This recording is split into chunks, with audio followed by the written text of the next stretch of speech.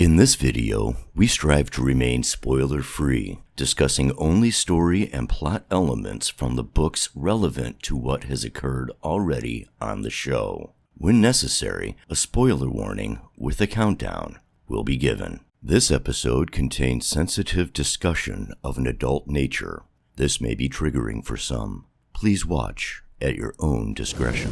Hi everyone, I'm Rebecca. I'm Max. And I'm the Geeky Hippie. Welcome back to WoT the Adaptation, the YouTube show that reviews adaptations from one form to another. This week we continue with The Expanse. And because it's The Expanse, we have a super fan with us, a returning guest. Leigh-A, how you doing tonight?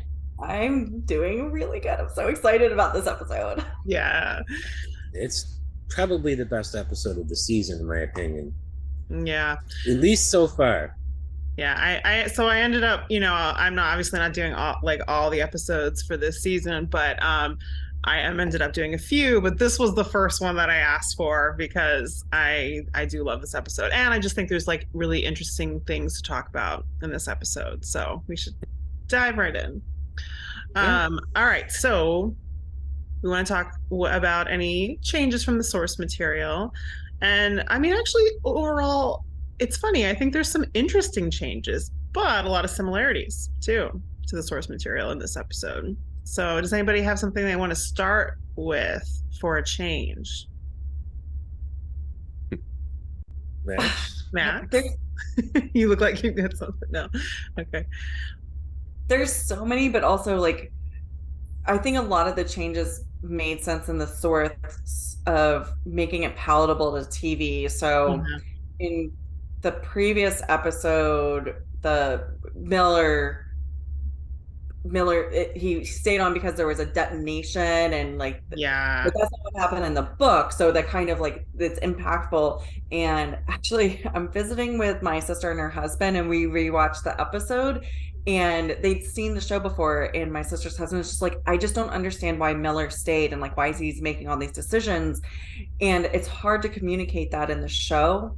Yeah. Whereas in the book, it's really laid out. He's already made this decision to stay on and basically experience the end of his life on this station. He doesn't really feel like he has anything else to go back to. Yeah. And you do get that throughout the previous episodes, that he's learning he's kind of a loser. He doesn't really have a lot to go back to. He has no job, he has no income, he has nowhere to go, he has no savings. So it does make sense that he volunteers to stay back.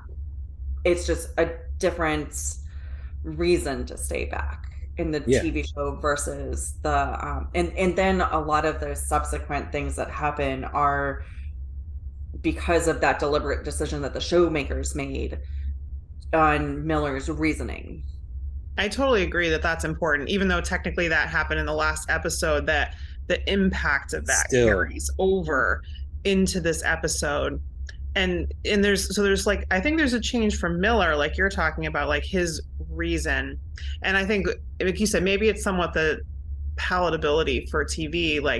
In the book, he's much more overtly suicidal, as a big part of why he does that. And here, it's a little bit more of a selfless decision, perhaps, because let the young kid go and live. It's heroic. It's heroic. Save Diogo, and I think that there's also an impact because of that on Holden and the relationship between Miller and Holden, because Holden's pissed at him, but Miller making this decision that is more overtly heroic and selfless, that is gonna tug on Holden a little bit, and that sense of obligation that he has to Miller, even though he's pissed at him. And in the because Miller's righteous. Long conversation with Holden about you were wrong. Yeah. And there's just time. Yeah. There's so much you can put in. There's so much details that need to go, and I think it was a smart change. But if you hadn't read the books, or you weren't really thinking about where Miller's headspace, because Holden in the books and in the show is constantly trying to go in and rescue, we can still rescue you, we can still get you. Yeah. And Miller's just don't. In both circumstances, he's just don't. Yeah. And without the context of that, I made this decision already, I want to die here. Like Miller in the TV show, he's a little bit like, okay, like fine, but maybe just don't. Yeah. Whereas in the books, he's like, right, and we think it know was he kind of a doesn't want safe.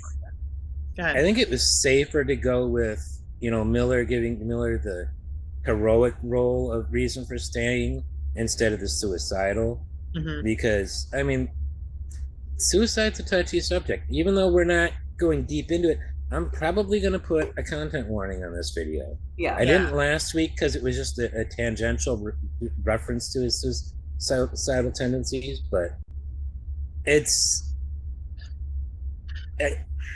no, you're it's right. a hard thing to talk about because you don't want to be glorifying that, right? Right. Yeah. And well, and and he just I mean, I'm not a mental health specialist, so I won't even try to get into it because I feel like the decision made a lot of sense in the books. Like the lead up to it when he decided to stay, it was like, yeah, that makes sense. For me, I am a person who suicide can be. I was in the military. I've known a lot of people who have committed suicide, and maybe it was just the fact that like I hadn't seen that lead up to it in my friends, and I would have tried to stop them. And maybe if I was Miller's friend, I might have tried to stop him and talk him out of it. But like the books, that's one way that I appreciate that what the way they wrote the books was it kind of made it okay. His choice. But then there was this heroic, and maybe it was the heroic thing that he was able to do afterwards. Anyways, I'm not going to try to justify it. So the changes I like mainly saw, you kind of touched on, was like we basically lost nuance of what was going on, and Holden or Miller's basically suicidal tendencies on Eros, we lost a nuance of that, and there was a scene we kind of briefly saw in the show, but they were expanding on the book, is where he's talking to losing her name right now, but he's talking to her, Julie. He's talking to Julie, and she hears on the radio, like, who are you talking to? And then they start going over his vitals, like, is he got dope in his system or any of this stuff? Like, they're going through every single thing. Like, no, he's sound of mind, even though he's suicidal. And they got rid of all that nuance. So like in the book it makes sense because he's in that state of like, I'm just gonna sit here and die. But then they're looking at his vitals and there's nothing wrong with him. It is there in the show. It's a little briefer. There is little bit. Right when he starts to explain about Julie, he says like, check, is there anything wrong with me? Check my medical data. Like it's very briefly there in the show. But it is dwelt on a little bit more in the books. They come back to it again. Like we check it, he's fine, but then Naomi does like a more thorough check in the book. So time is spent on the fact that he is of sound mind, and it's a brief thing in the show. In the books, it's his decision to be like, you need to check this because I'm about to tell you something that sounds crazy. Whereas in the show, he's like, can you guys let me know if I'm crazy? Because I'm kind of having these crazy thoughts. I like all these changes. The other nuance, and this is a change I actually don't like, is that they made his hauling the bomb around less of a drag. Okay. It was more annoying than in the books. I mean, they just cut down the time he's doing it so much, right? Like it's like significant amount of time to the point where there's this whole subplot of like, let's move these like missiles around and give Miller more time. Like, you have 27 hours. Is that going to be enough? Like it's a long ass time in the books. There's even parts where he has to switch oxygen tanks and it's like juggling. Multiple times. I was just listening to that. And it's like they kind of got rid of that. So you don't really see how much like stress he's actually under, but yet next breath he has all these vitals are fine. I mean, and to go along with that, like there's the whole thing in the book about like him having to find Julie and it being a complicated thing for him to figure out where Julie is. And it's very simple in the show where it's just like she is where she was in the first place, and he sort of like ends up there near there anyway.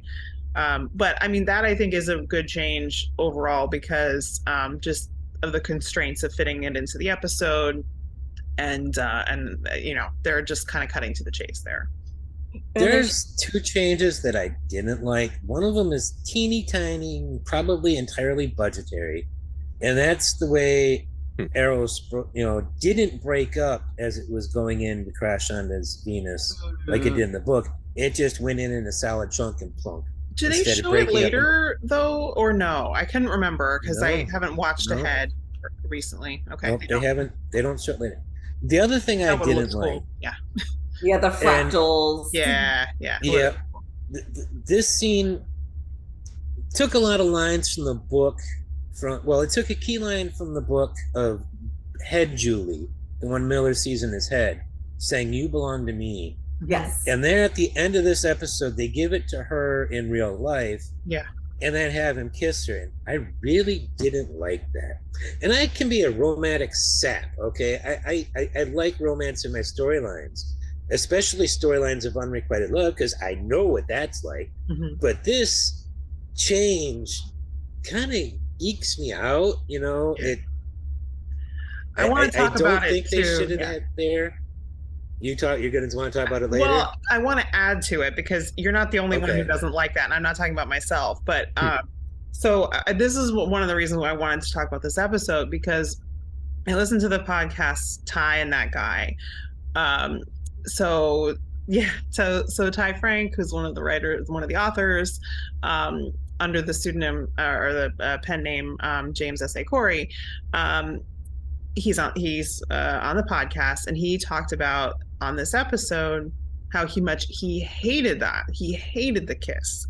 And he tried to get them to change it, like when he saw it in dailies, and it wasn't originally scripted. The kiss was not scripted, but this came about primarily from the actors making a case for it, and the director agreeing. But he hated it because, he ultimately does not see this relationship dynamic as romantic.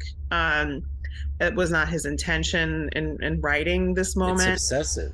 No. Right. And that's exactly what he says. He says that Miller is obsessed with Julie. And of course, you can interpret love or romance in different ways, and obsession is an iteration of that or whatever. And in his mind, there may be that element to it. But again, this is the author. He's saying, it's obsession. It's not romantic. It's not that kind of love. And he felt that it sort of ruined the moment to have it there, in that way. And, what he's also sort of explains, which I thought was really interesting, because this context, I think, is not fully in the show or the book, to be honest, that when Julie and Miller, sort of come together, it's like their consciousness, I can't say that as a plural, but each of their conscience is like joined together, like, and that moment, because of the way the protomolecule works, has ripple effects in time, backwards and forwards. So that there are effects that you can see on Miller before that moment happens because of that moment. It goes backwards and forwards in time. And that when Julie is saying, "You belong with me," that it's basically her saying, yeah, I recognize this has already happened in a sense. And I am recognizing that this is supposed to happen because it already has.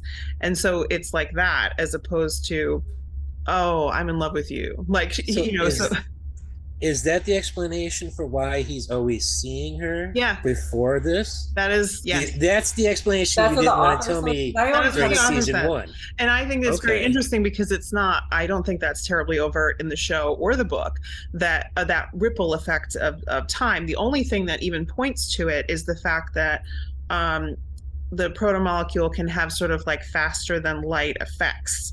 And so that's that sort of like time effect. There is a hint that you answer. I had a question that I was going to ask, is how the heck did the protomolecule know to make that bird to lead him down the hallway to her room?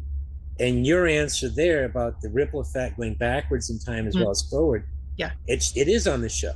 Yeah. So they did. That's another example of it showing up on the show. That is true. That makes, So that it's sense very, very subtle. And then obviously that's the author's intent. So, I mean, it's there, but it's just not very overt, I think. But speaking of that bird, I did like that detail. I did like that inclusion of the bird as an adaptation change. I think that was a nice choice, a callback.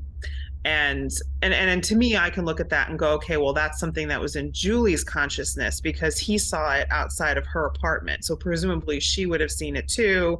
And that's another explanation for that. And but also there'd probably be birds. There was one outside his place. So there probably were birds that had been consumed by the protomolecule. So it's not necessarily just Julie's consciousness. Yeah, that's true. Yeah, that's true. I think he saw the bird on the show. He saw the bird outside his own place too. Did he? Okay. I just remember him seeing it outside her apartment. And again, I would have assumed that she would have seen it as well. But yeah. So anyway, I just wanted to add that context from the author on that moment because I think it's relevant how much, he didn't like that adaptational choice of the kiss specifically. My question on that is if it affects time forward and backwards from that moment, and he's seeing Julie, does that mean he's actually seeing her consciousness in the past? So when he's actually talking to her in his mind, it's not just in those moments. Like he's been seeing her for quite a while, especially in the books. The thing but that's my question though. Like, if he is seeing her, like he's just kind of imagining her, but it's actually her in the future, her consciousness. I don't know. It's really funny to me because when you say that, like that raises questions for me, Max, because Miller does this. It's not just Julie, actually. Like, he does it with other people. He personifies things with other people, and Julie becomes. He had Holden in his head. What's that?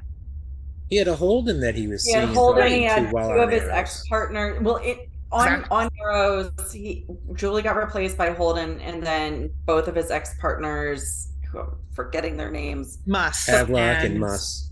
Havelock. Muss and Havelock. Who happens to be Thomas Magnum, a Magnum PI. But even before that, even before he started seeing Julie, what I always thought was he would mentally because he was talking with his ex-wife and then his ex-wife got replaced by Julie. So I always thought it was just a tool that his brain used. So when he wasn't thinking, it was his subconscious manifesting, because they would always tell him like, these are the things you need to be paying attention to. So at one point, Julie on Arrows, imaginary Julie is telling him like, pay attention, press the button. Yeah. So you need to come back to Earth. If Miller's consciousness and Julie's kind of like did a semi-merged thing, does that mean his manifestations is now part of her manifestations? I don't know. Which then becomes part of the protomolecules manifestations, which, for future seasons become other manifestations. Yeah.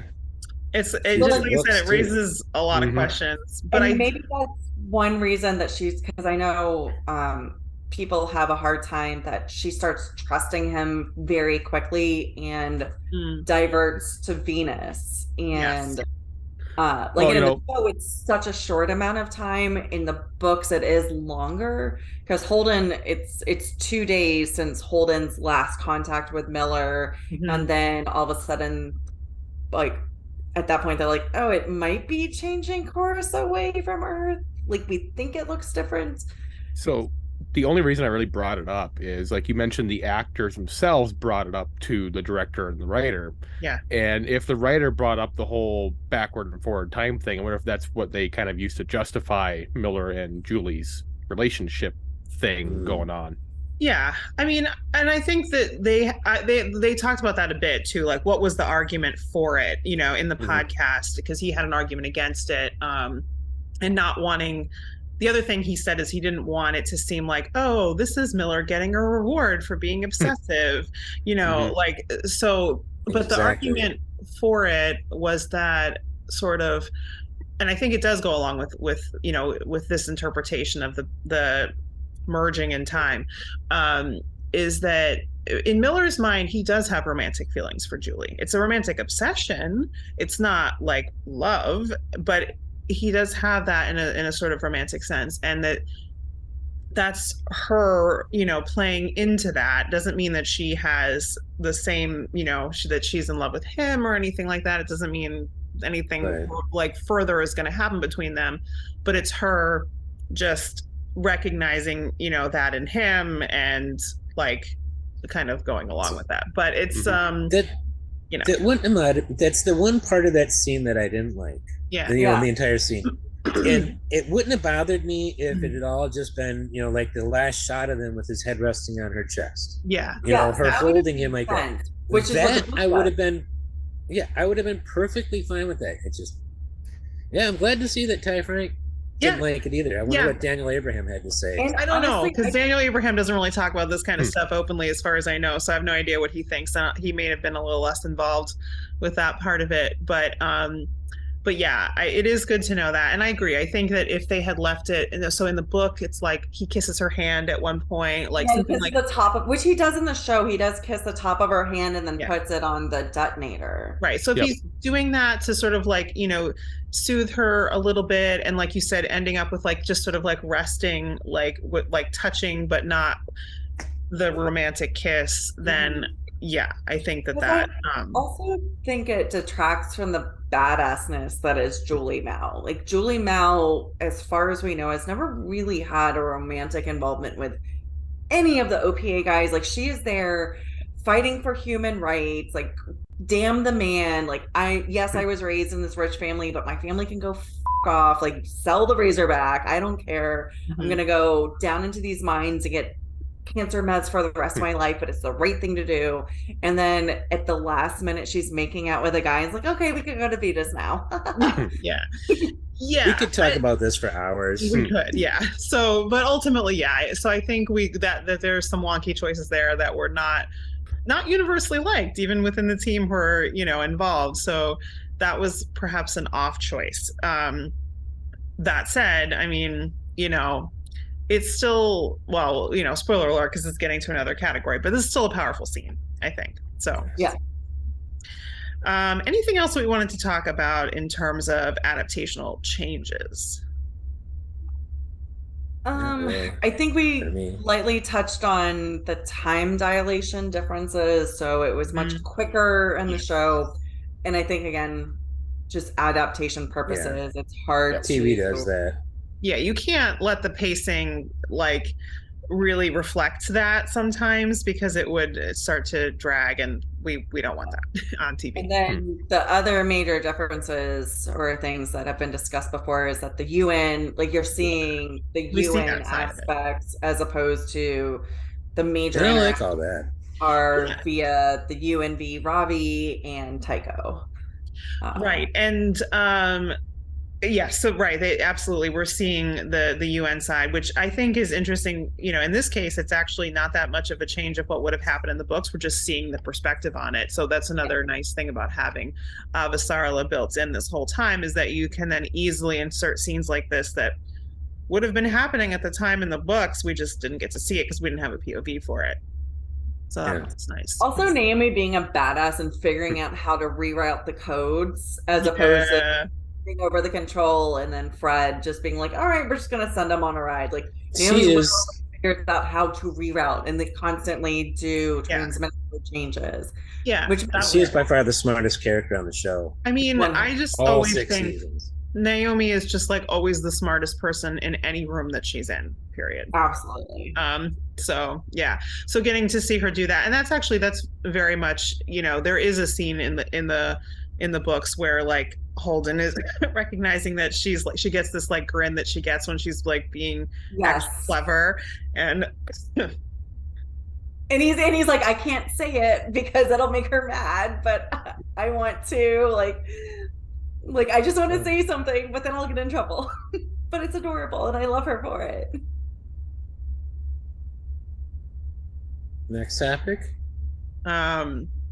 So all right, so let's talk about anything that we want to any adaptational choices in terms of, I guess, all the visual stuff, costumes, visuals, or music or whatever, any sort of special effects and that kind of stuff we want to cover. I wanted to mention the music in the scene that I was just bitching about. Yes. Because those strings, this is what's been happening.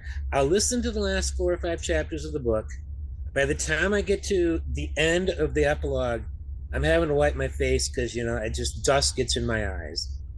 And then I watch the episode and I get to that scene And dust gets in my eyes again. And those strings just like make dust fly everywhere. And that scene on top of it is just, it's just, I get extremely emotional through most of that scene, but it's more so the end of the book. Not quite like the last two books. That wrecked me. This comes close every time I listen to Miller's last chapter and that epilogue, because I firmly agree with Fred Johnson that the story about Miller needs to be told, but not the full truth about him being a suicidal ex-cop from the series. He needs to be the hero who sacrificed and gave his life not only to save a young man, but to save the solar system from Eros, save Earth from Eros.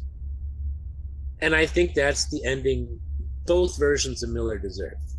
Both TV and book Miller deserves that public perception after the fact. I think it's better than him. Go ahead. I think it's better than him being remembered as the suicidal ex-cop from series. Yeah. At least, in the book. Well, but, and I don't know how hollow his words are. Like, I kind of tend to... Fred Johnson can be a very serious person, but he also knows how to use a situation for his advantage. Yeah. And, and saying that's what Miller deserves. Like, Miller did a lot of, especially in the books where Naomi's chiding Holden and being like, what he did to, not Durante, the other guy. Yes, thank you. Other D dude. Like, that was justified. He did the right thing, maybe in the wrong way, but ultimately, that dude would have gotten out somehow. And also, if Naomi's saying it, you have to listen to that because it's Naomi saying it. Yeah. And then even with the suicidal tendencies, he could have just been like, and I'm just gonna sit here and let the world burn. He was in the right place at the right time for the wrong reasons and made choices to do something very difficult.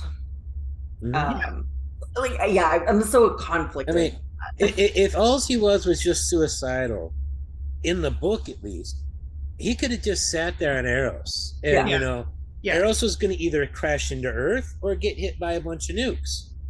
Either way, he was dying. He went out of his way to save the freaking inners. The people that, he worked for Earth, but and he never really sided with the OPA except when he did. But Bolters have good reason for not liking Earth. And he went out of his way in the last hours of his life to save Earth. Well, I think he deserves. Don't forget that in the books they said that everybody still depends on Earth for food, water, etc. Right. If you take out Earth, they are screwed within a year or two. Right. So it's Earth and Sorella even says it in the show. Yeah. But he could have been vindictive and been like, you know what? Those fuckers screwed me. They never helped me. I don't have anyone. There's a reason I'm on this rock, that I chose to be on this rock. He could have done that. And there's a line in the books about that, actually. I believe I think it's in the book where I'm getting confused because I just re-listened and rewatched, but where I have separate notes on everything because the last podcast I was on, it completely screwed everything up. Where he's any notes separate. At one point, I would have been sympathetic with The Rock, basically, that there, and I think it's and Naomi sort of acknowledges she gets it. Actually might be in the show because I think they have more interaction, Naomi and Miller. So episode 4 in the show, Naomi talks to Miller and that conversation goes nicely. In the TV show, in the books, Naomi has a adversarial conversation with Miller. But basically dresses down Holden. Right. It's the same conversation, but just in a different. Right. In both cases, that she has some sympathy for Miller. Yes. It's just a little bit more actually explored in the show. But anyway, she's his one friend on the Rossi. Yeah, even when he was in the ship.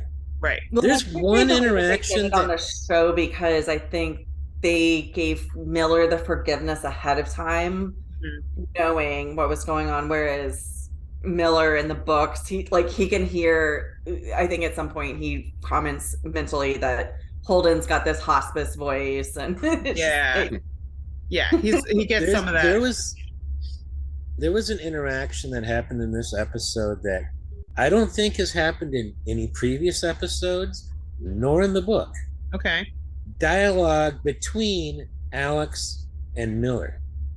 Oh yeah, no. Once in the entire time, Alex says a line over the radio to Miller. Miller had asked a question of the Rossi, and Alex gives the answer. It's the only time I can think of where the two ever talk to each other in the book or the show. Well, it's because we talk about Alex just gets forgotten all the time. Like, it's just like, oh, Alex is here too. Whatever. Okay. Yeah. Yeah, I brought up last week the fact that they've never interacted. And then after last week's episode, we got done recording, I didn't feel like editing, so I put tonight's episode on and I watched it. I'm like, oh well, yeah, there it is right there. The one I said didn't but happen. It's minor, yeah. That's interesting. I'd never noticed that before. I'm gonna have to keep an eye out for that in the future. So the question was about graphics. Yeah, let's get back to that. Thank you, Max. The two things that come to mind is obviously the best graphics in the episode are the proto-molecule in the ship. Yeah, like they spent the whole budget on this episode doing that. Yeah, but I did not like the chase scene of the Rocinante and Eros. Okay, it was literally like potato quality, and they were way too close to that ship in the visual. The Astro? No, it seems like they're close. Just the way it looks, seems like they're way too close. Yeah, it's because you're not seeing the Eros in its size. It's 13 kilometers long or 13 kilometers wide by 13 kilometers deep by 33 kilometers long. That's a big old potato. Yes. And it does get described as potato shaped if you look it up online. It is a potato shape.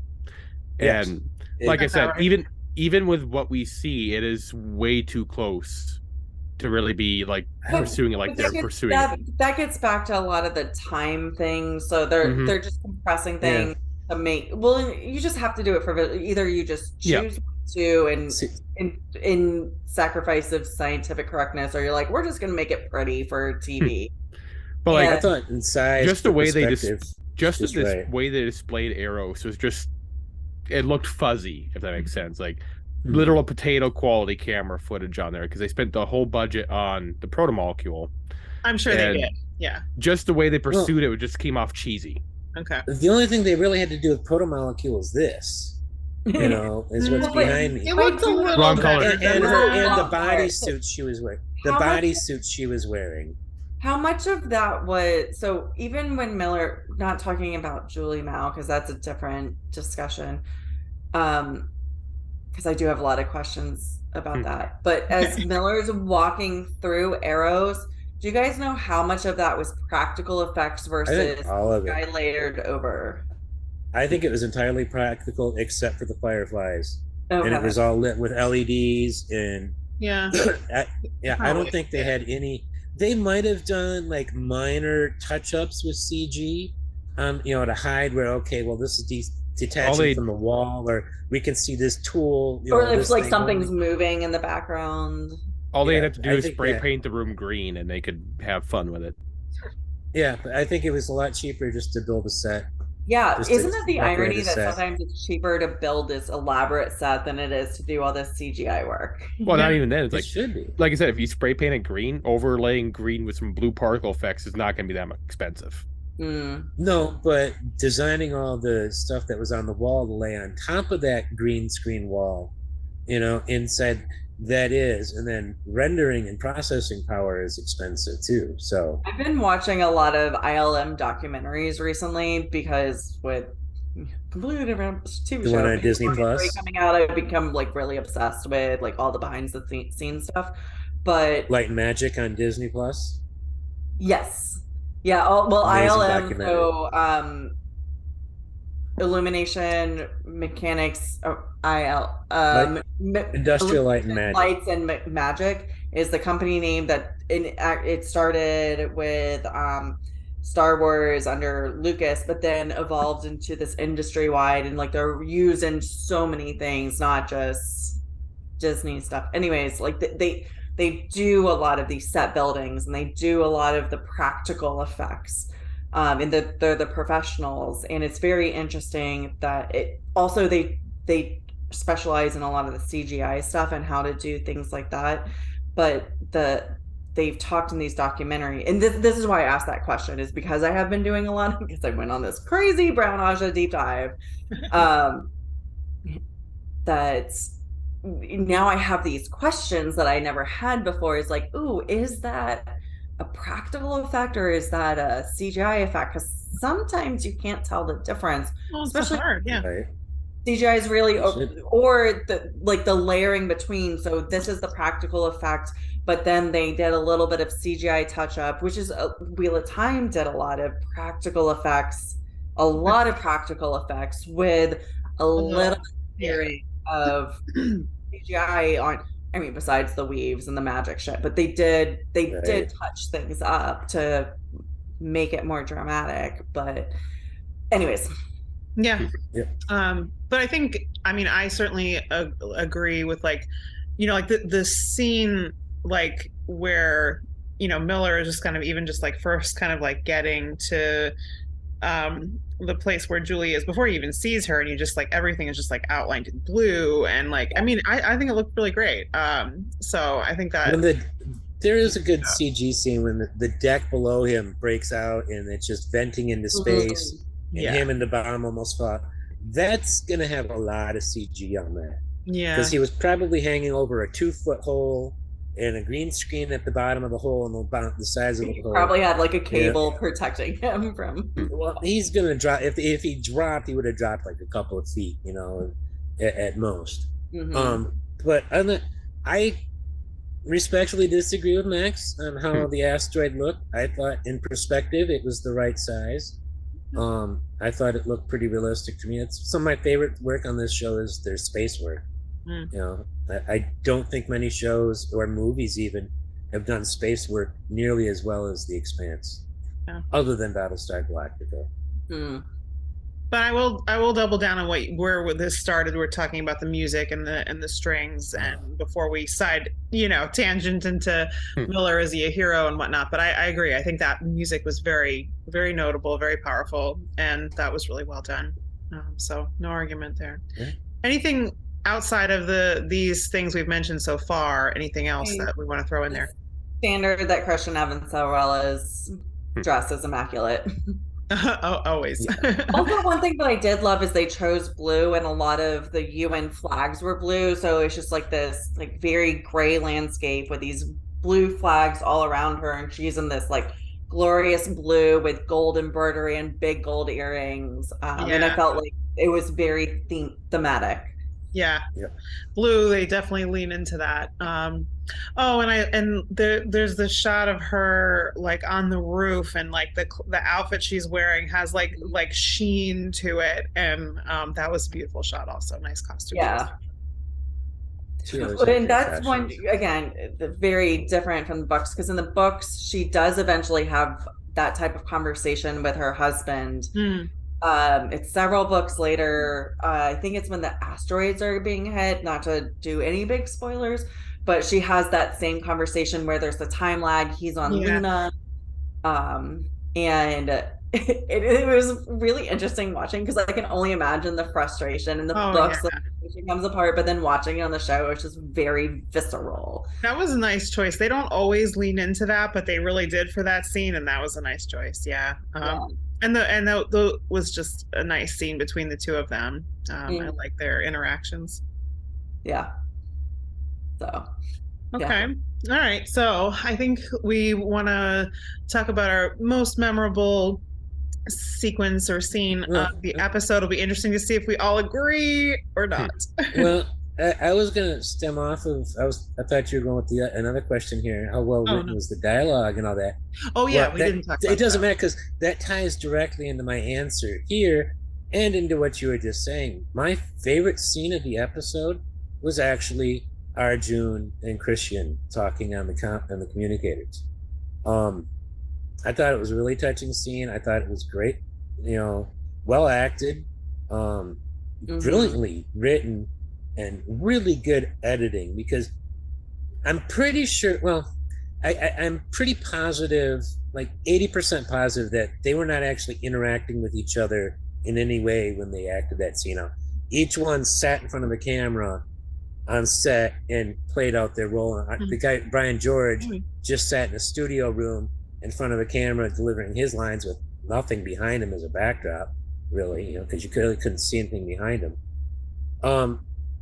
It's not easy to just do a scene like that, So actors really don't like acting without somebody to bounce it off of. An actor will always tell you they'd rather have a scene partner because it goes better. Yeah. So I thought that was a really good scene. So it hits for both 2A and 3 for me, on question numbers. So yeah, that's my favorite scene.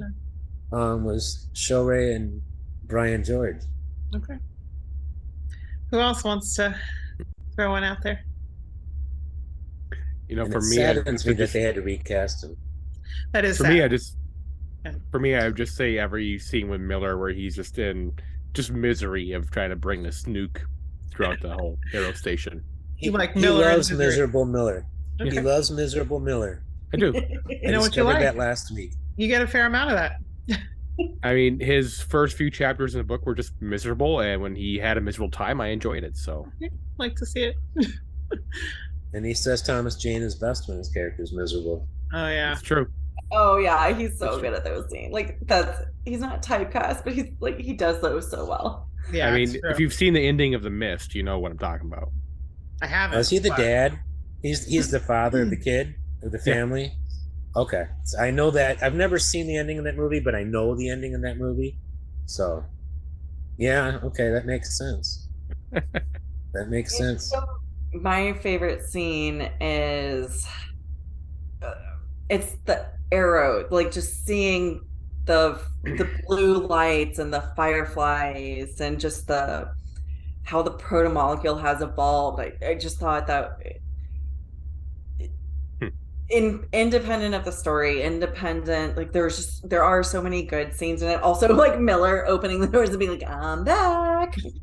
Yeah. I thought that line particularly was hilarious. I like the line and just the way he looks and he's just like, "You fucking idiot." Speaking of those fireflies, scenes with like whether they're practical effects or CGI, I just thought it was really well done. I loved seeing it on screen because the books describe it so amazingly, and seeing it come to life is just like exquisite. Speaking of those fireflies, when he first enters that room and they're calling it calmly floating around, and then there's like a target lock on the station, and they just start going in a frenzy. Oh yeah, that was they cool.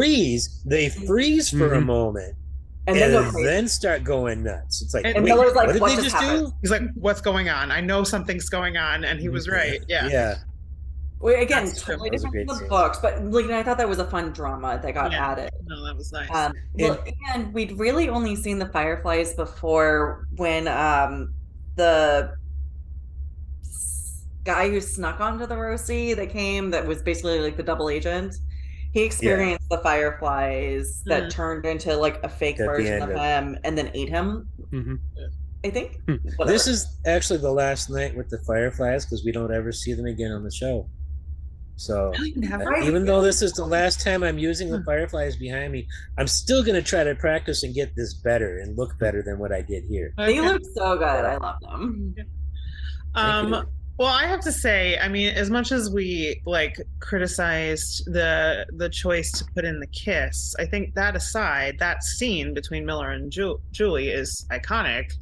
I think it's extremely memorable. And another thing about that particular scene is that it's apparently what they used to pitch the show as a whole concept. So when they were going around trying to pitch it to different networks, that was the part that they pitched. Yeah. The kiss or just the scene? Well, I mean, they hadn't written it yet. Obviously, this was being in the second, but like that idea of like, okay, you have Miller and you have Julie as characters, like just describing like who they are and like how they're connected and being together on a doomed asteroid. That and like you know, Miller playing the role that he does, like that was what they used to pitch the show. I can see that. Yeah. So and this is again from the podcast. Ty Frank is telling the story about how in one case, one of the writers who was pitching it, who was one of the writers who wrote this episode, had like one of the execs like in tears describing it. So like, you know, that was a pretty good pitch.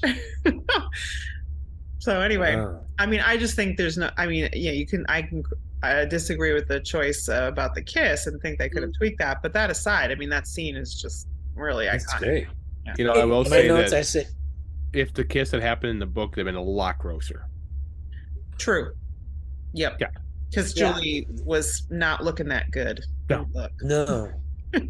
Although he describes her as it sounds like something mermaid, but instead of a tail, it turns into the ship. Right. So yeah. Spikes turned, but she still had the barnacles, and they'd grown even bigger. She didn't have the barnacles because they grew into the things that connected her into the ship. Right. I think even in the book, she is not as gross. Coming out of her, but it wasn't like the gross barnacles that were exploding everywhere. It was a little bit less gross than she was in the first place, but still grosser than it was in the show. And then they also make a point of talking about her eyes are not human. Like they're blue, and we get that for a second when she opens them. Yep. But then there's like black and red in them, or some weird. I mean, like they're very, very not human. But like the protomolecule in general, and all the other browns and other hues they have is just a lot grosser. It's gross, yeah. The blue fireflies is much less gross. Like, and not to get spoily, but there are humans later that are resurrected by protomolecules, and one of the very distinctive things that is different is their eyes. So again, not to get too spoilery, but that the eyes, I really keyed into that when I re-listened to the book this time, was that the eyes were different. I was like, oh, it's just like so and so and so and so and so and so. Yeah. So all right, so let us talk about our actor shout outs for this episode, and who we think was, you know, maybe a most noteworthy casting choice or just, you know, actor in this episode. Miller. Yeah, for sure. It's a very big Miller episode, and Thomas Jane. Yeah. Josephus Aloysius Miller. I can love that we got people named. There's also a little bit of Amos there, where he's talking about the size of Eros, and he's trying to do math on it, and then just beats him to the punch, and he's like, I had this. And he's like, you could see him doing the math in his head, you know, he's tipping his head back around, eyes looking up, you know, it's like, Amos doing rocket science again. Sorry, Amos, you're smart, but, you know, it's Naomi. What are you going to do? You're not Naomi. Nobody's smarter than Naomi. No. No. I actually liked Aaron Wright a lot because he's so slimy. He was going, like, he knew he was probably about to get in a lot of shits, and like one would hope.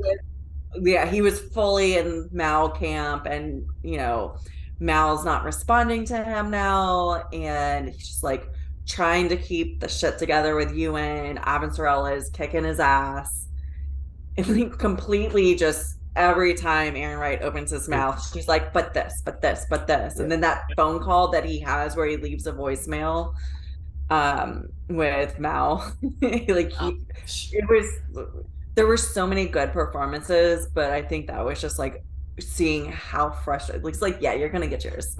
And Sean Doyle is really good in the role. I love Sean Doyle in this role, even though when I first read the book after having seen the show, and I'm watching the show again, I'm like, they completely miscast him, at least if you want to go by appearance wise. Yeah, but performance wise, I think he's doing a dang good job. Yeah. Yeah, he doesn't match book description at all, but that's, you know. No. But I think that's totally fine. Like, especially, you know, I mean, on this show, white privileged guy. Everything is, well, true, yeah. But on this show too, I think they definitely lean into, like, racial diversity is just across the board. This is the way things are at this point in human, existence, and they just, they just go with whatever, for anybody, and mostly I think that works out okay. I could be overly pedantic and complain that not only was Aaron Wright miscast, but in a way, Shohreh Aghdashloo was not right for description-wise. She doesn't fit. She's not Indian. No, she's Iranian. Well, and Amos was bald in the books. Yeah, I mean, but which the argument, also I have seen people say that they use that dirty W word, whitewashing, in those two roles of Sadavir and Christian. I don't think you can really call Shohreh whitewashing, but it's funny you talked about Amos, because it just reminded me that, again, Ty Frank admitting that he argued against Wes being cast as Amos.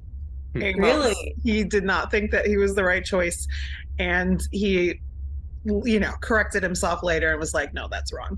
I was wrong. And not on a podcast with him. He didn't know really much about casting. This was very new to him, so he didn't think that Amos was right.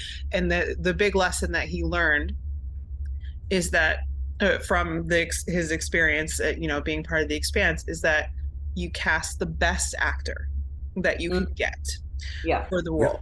And if someone is not the right size or whatever other physical characteristic you are stuck on that a person should be, you get over it because you cast the best person. And that he has embraced this after his experience on the Expanse, but that initially he was like, oh no, Wes isn't right. And definitely for this I episode, honestly can't imagine anybody else being able to get the nuances. Just like Amos has to say a word, but like the way his eyes and like he sucks in his cheeks and his mouth, just those little nuances. It does a lot. Knowing all, especially having read all the books, all the novellas, and all of Amos's backstory, and how crazy he can get. I just want to see that epilogue. I want to see the epilogue from the last book. All right, we won't talk about that. I mean, too spoilery. But Shohreh was amazing this episode, but for me, it was Dominic Tipper. She was good. Naomi. She's always so good. Yeah. I don't bring her up often enough because I'm usually stuck on bringing up Thomas Jane, but it's the last chance I've got to bring up Thomas Jane, so. No. Yeah, I gotta mention him too. Yeah, no spoilers, no spoilers. Trying to avoid spoilers. All right. We just spoiled the end of the entire show. Yeah. Thomas Jane is, as Josephus Miller is just. It's been the perfect person to play the part. And but you were talking about Dominique. She was too. She's all of the cast from this show stayed on as my headcanon. Despite descriptions in the book. Dominique, not nearly as tall as Naomi is in the book, but I don't care. No. She's just so good in the part. She's great. Yeah. And she's really good at spouting technobabble too. Oh yeah. A lot of actors get stuck on that. And you can tell they do a lot of takes, but I have a feeling that it was pretty easy for her because she does it so well. Oh, and she's got to do it in Belter accent too, which is even more fun. Yeah. But it was a good episode for her. I was glad they amped up the Naomi a bit in this episode. Again, especially between her and Miller, I felt like there was good stuff. So. Yeah. Well, there was a lot of forgiveness there. Yeah. So. Well, and it's some of her best books. It's in different it's not given to Miller in the books. It's her telling James that he fucked up. Yeah. Right. Yeah. And on that note, I forgot to mention this earlier, but I just wanted to talk about that little scene at the very end of the episode that was added in where the crew is drinking to Miller. That was a nice little nod. Again, it's a way of kind of showing that all these things, whatever, Naomi has said about him, or just, you know, what they all saw him do at the end. Like, you know, it definitely changed Holden, you know, and how he thought about it. And it is in the books, but in a different context. Yeah, so it is. Everybody is there watching this whole collision into Venus. But like I did like the familial aspect, especially with the crew of the Rocinante. Yeah. That was like silent. He was one of us. We had our temporary separation, but we still love him, and we, you know, cheers. Yeah. I just think that's so important because it's sort of, well, it's a little thematic. So maybe we can, I don't know if we want to say anything more about actors, or we can shift to theme at this point. I think we can move. Okay. All right. So, I mean, I have, I think, kind of fairly obvious theme to throw out there. So I'll start with that, because then we may have some more like less obvious things we want to bring in. But I think the obvious theme that's there is sacrifice. That wasn't going to be the first one that I said. Oh, okay. I like it. Well, I think, you know, but I'm just, like I said, there are other ones, but I think that one's kind of obvious, you know, from obviously, you know, Miller taking on that sacrificial role. And again, his feelings and his reasons for doing everything that he does are complicated. It's not always just about, you know, making a sacrifice, but I think that's true in general, right? If someone's making a sacrifice, that's not just a simple thing, right? And I think it's nice to see that, you know, that there's different angles, different reasons for doing that, but ultimately that's what he does. And then the other way that's explored is Holden not being willing to sacrifice his crew for useless endeavor, right? Like, you know, he's always out there, you know, trying to save people, and you could argue that if the crew of the Roci was able to make a sacrifice of themselves in order to save the entire solar system, that might be a justified, you know, reason to do it. But he's recognizing, you know, staying and trying to chase Eros and go as fast as Eros can go, we literally can't do that. It wouldn't accomplish anything. Yeah. And so I'm not going to sacrifice, you know, I'm not going to make that choice.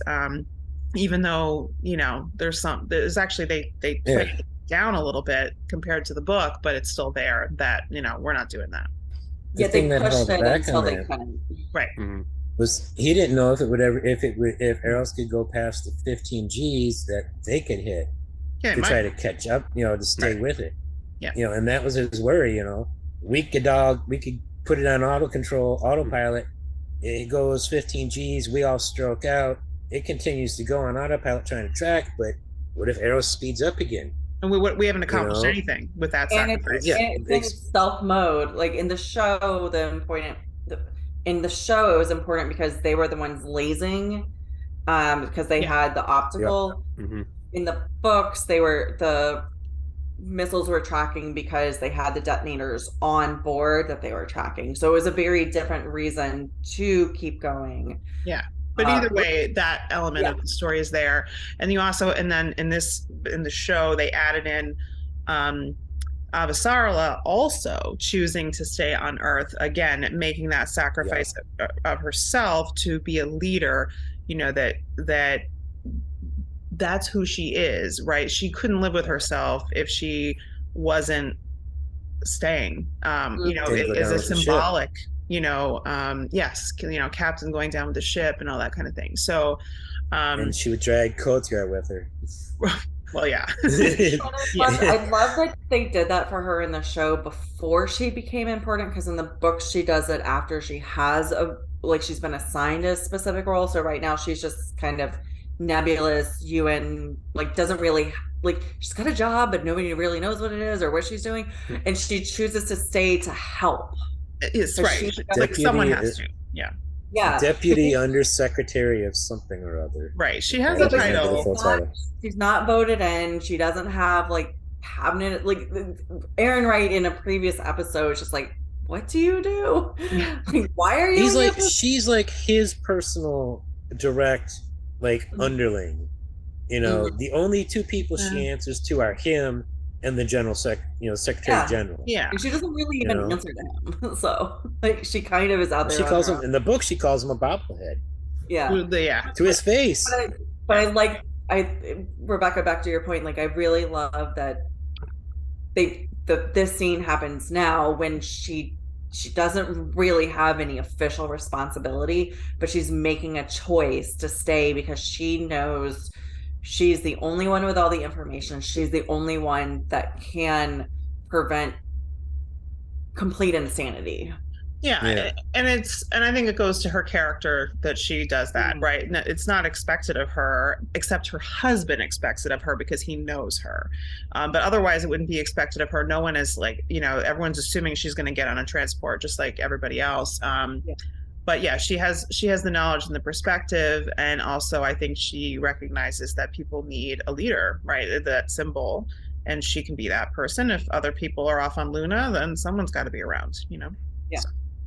Anyway, that was it. I feel like that one's kind of fairly obvious, but it's very broadly and in multiple ways, like covered in the episode. So, I guess for me, the only theme that kind of piggybacks off yours is similar to Sacrifice, is basically letting go, and that's what Holden has to do, is let go of the chase.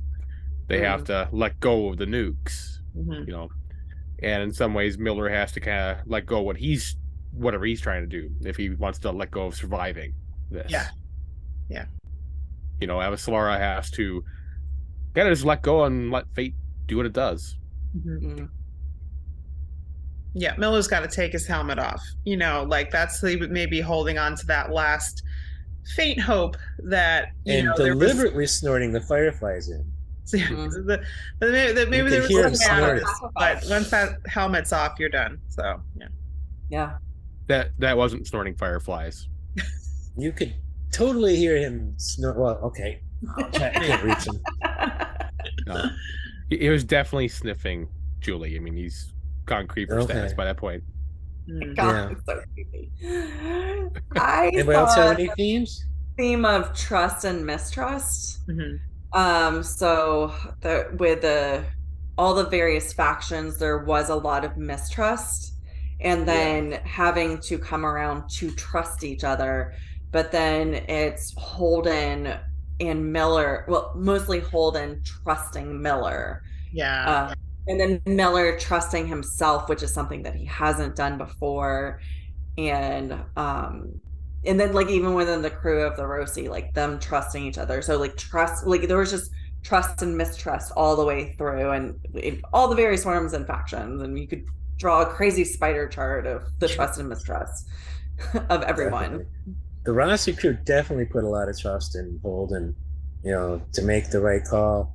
Yeah. And I don't think I think they were willing to die too if he thought it was necessary to stop arrows. Yeah,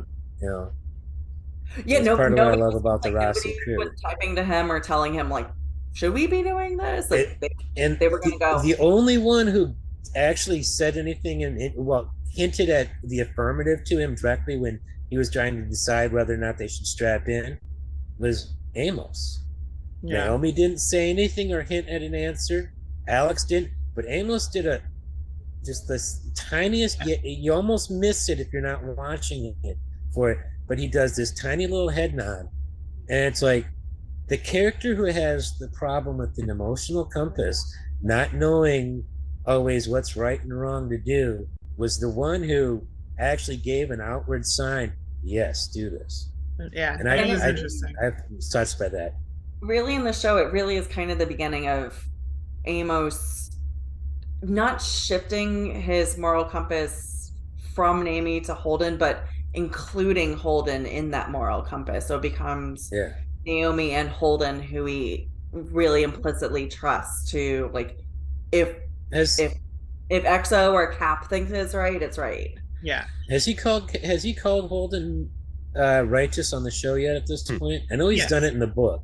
I couldn't remember if he had.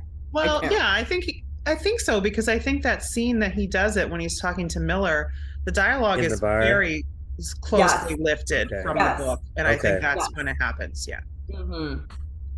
Yeah, he's explaining why, like the post assassination. I had a couple of themes. One I'm going to mention is mostly you see it more in the book than you do on the show, but it simply do the job. Alex and Holden not going, in the book, Alex and Holden don't get vapor locked, as Holden puts it, where Naomi's like, she's freaking out over what Miller or Holden said, and Amos is just freaking out about the size of the asteroid. But Alex is doing the job. That military training kept him focused. I'm not letting go of this stick as long as that's in my space. And Holden, his military training kept him going. Miller, he's on the show, he's doing the job. Yeah. Those three specifically were doing that. But then, back on Earth, everybody's doing the job that, that they had. Even the one I don't like, the two that I don't like Admiral Wen, and I don't like Sadovir Ehrenreich at all, but, they were both following along that whole theme of doing the job. My big fate that I picked up on, it's kind of a flip side to it. You've got cause and effect on one side and destiny fate on the other. And it depends on which way you look at reality, Miller kept thinking about how, in the book, he was thinking about how the ruins of the past shaped everything that came after. Specifically, that was the line he used in the book, specifically about like the Roman roads. The width of a Roman road defined the width of our vehicles, which defined the width of the vehicles that we used to bore these tunnels. And so everything in Eros is based off the freaking Romans. If the Romans had made their roads a bit bigger or a bit narrower, everything might look completely different centuries later, millennia later on Eros. Let's see. You get cause and effect and destiny. Miller's thinking about, did everything led directly to this? In last week's episode, I pointed out, Max remembered me pointing out, all these different steps had to happen to get Miller to stay on Eros on the show. There had to have been that ship of doctors that went in to try to see what's going on, if they could help people. Then the one guy getting infected, and then them refusing to sit and stay when Miller said no, or Holden said, "No, I need you to stay so we can check you all out," making Miller or Holden fire the missile, which sent the shrapnel that hit the bomb that Miller then had to stay and fix. All these one little thing, if something happened to happen this way, if he hadn't been fired from Star Helix on Ceres, would the end of this season ever happen? Would Earth be destroyed? Would we end up getting what we get next season?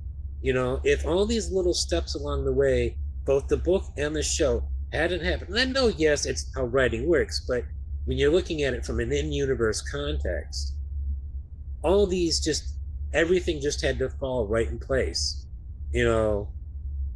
As fans of the Wheel of Time, we understand Tyverin and how things like that work, but those who haven't read the Wheel of Time and don't know about Tyverin might not see it as, I'm sure you guys see what I'm seeing here, with all these things just had to fall into exactly the right place for what came later. Yeah.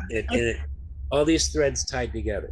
I think it's all on that whole question of like, is it fate? Is it, all the like just things falling into place just perfectly the way they needed to. I think that all ties into Miller being where he was. And I think with most other He's things, the most important character of this episode. Yeah, right. So that is all centers around Miller.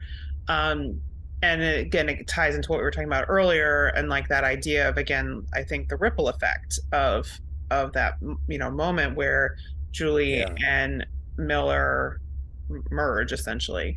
But then I'll just throw in that another thing that, Ty Frank said about that was that basically, Miller wouldn't have gotten where he was at that time in that place if it wasn't for, if he wasn't as obsessed with Julie as he was, he wouldn't have followed through to that point. So the only reason all that happened is because of Miller's obsession. And I think, you could add in all that other stuff, the kind of stuff they threw in there, like to, excuse him being there, in the show, they played that a little bit differently. But in the book, he's there because he chose to be. right? Like that was just his choice. And it was his choice because it became a fixation for him. And then my question, which is not a totally answerable question, is would Miller have been that obsessed if not for, then you get into the weird time travel. It's not time travel, but whenever you have weird time effects happening in the story, temporal ripple, right? Whenever you have some weird temporal, stuff like that, well, which came first? Was he that obsessed because that it just happened that way, and then that bled backwards and created the obsession? Or was he there because he was obsessed? And then, it's an unanswerable question, but an interesting one. The answer is yes. Yes. Right. Because both and neither. Yeah. Actually, probably more both. Both. I think it's definitely both. I think, well, it's almost like a reverberation chamber where it's just constantly amplifying its own self. Right. So and if you didn't have one, it wouldn't be quite as strong an effect. Yeah. But if we were going to connect it to ta'veren, I think you could say that Miller was predisposed in some ways to that obsession, to that connection. Oh, absolutely. Someone like Julie, because of just who he is and his experience. He would be likely to be drawn in that direction, and I think of that as a connection to ta'veren because I think the pattern chooses likely people, right? If someone is chosen to fulfill a role because of a ta'veren effect, it's because they had a predisposition. They would have had that tendency within them anyway to respond the way that was needed, and so that's why that person was chosen and not a different person. I say this show there would be three characters that I would say would kind of hit ta'veren. Obviously Miller and Holden, but also Avasarala. I was going to say Julie is ta'veren. Okay, instead of Miller? Yeah. Or along with Miller. Instead of Miller? Okay. Yeah. I mean... Oh, Julie's pulling Miller to her. But, yeah, that's what I think. I think Julie's the ta'veren. Okay. I think Holden is definitely ta'veren though, but Christian too.